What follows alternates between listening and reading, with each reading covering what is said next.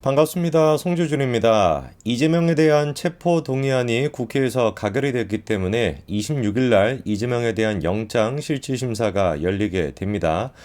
일단 법원에서는 26일이라고 날짜를 공개한 상태인데 약간 좀 늦춰질 수도 있기는 하겠습니다만 지금 기수로 봤었을 때는 26일 날 열릴 것 같아요. 정말로 그러니까 이재명의 진짜 경기, 지난번에 체포동의안이 가결이 됐던 게 월드컵 4강이라고 하자면은 다음 주 화요일 날 26일 날 실질심사 같은 경우는 월드컵 결승이다라고 얘기할 수 있겠죠.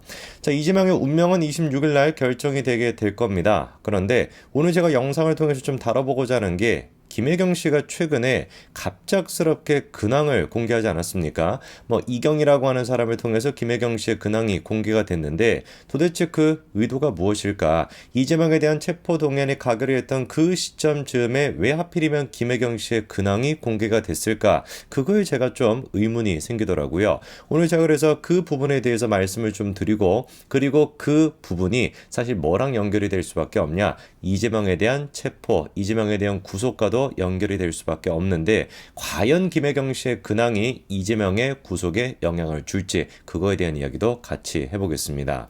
자, 이번에 김혜경 씨의 근황이 깜짝 공개가 됐습니다. 이재명을 따라가지고 같이 단식을 했었다라는 것이죠. 눈에 띄는 것이 이거를 공개했던 사람이 이경이라고 하는 사람인데요.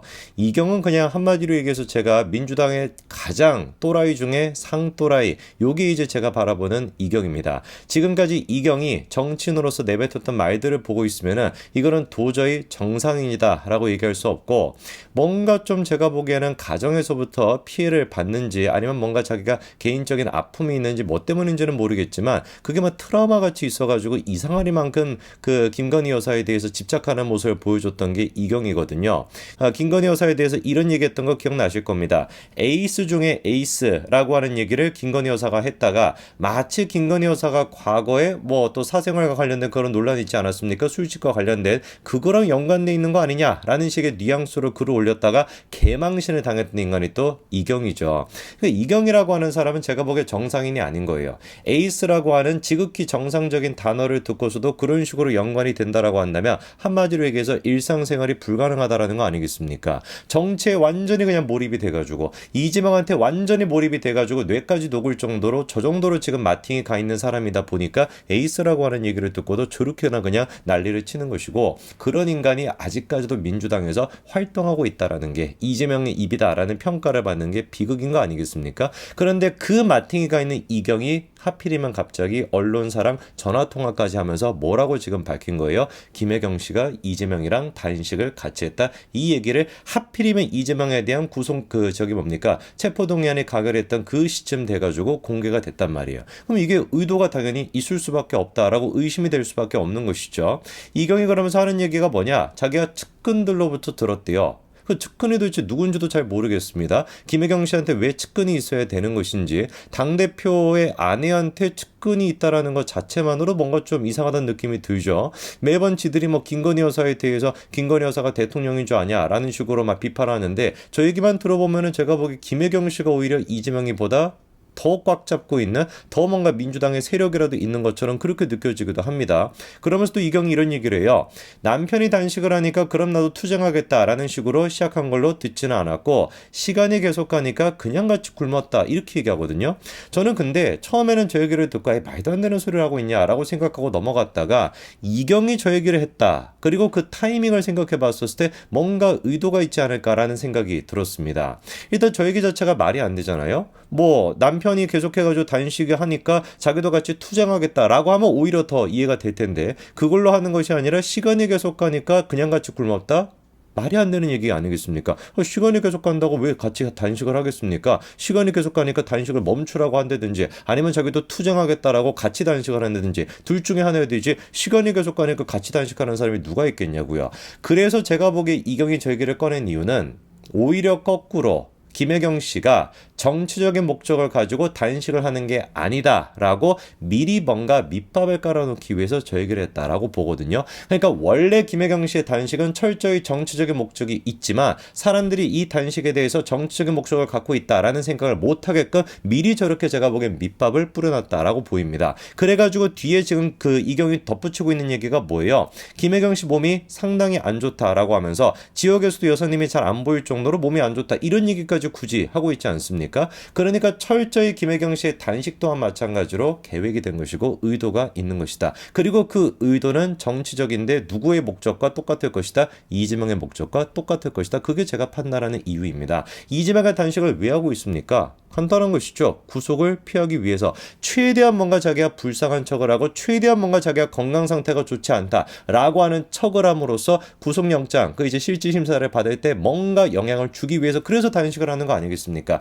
제가 보기엔 김혜경 씨도 똑같은 거예요. 자기를 둘러싸고 지금 재판이 진행되는 게 있습니다. 그렇죠? 그리고 특히나 이제 또 법카를 사용했다라고 하는 거에 대해 가지고 2천만 원인가 뭐 3천만 원인가 뭐 소고기도 사 먹고 뭐 했다라는 거. 그건 아직까지 검찰 기소조차 되지 않은 상태인데 그거에 제가 보기엔 영향을 주기 위해서 이렇게 단식을 하고 있다는 걸 의도적으로 흘렸다고 봐요. 왜? 조국의 경우도 우리가 잘 그때 느끼지 않았습니까? 검찰이 조민 씨를 기소할 거냐 말 거냐 그거를 가지고 또 얼마나 논란이 많았습니까? 검찰 입장에서 같은 경우는 부부를 다 기소하는 건 약간 조금 무리가 된다라 그래가지고 뭐 그런 얘기도 있었고 심지어 부부가 전부 다 지금 기소가 됐었는데 자식까지 기소하는 건 조금 더 무리가 있다 뭐 별의별 얘기가 다 나왔잖아요. 저는 그거를 노리고 김혜경 씨가 지금 최대한 불쌍한 척하는 거라고 봅니다. 아니, 남편이 구속이 되고 남편이 기소가 됐는데 설마 아내까지도 그렇게 부부를 전부 다 기소하는 게 그게 말이 되냐라는 식의 뭔가 여론을 만들기 위해서 이런 얘기를 의도적으로 흘렸다라고 저는 봅니다.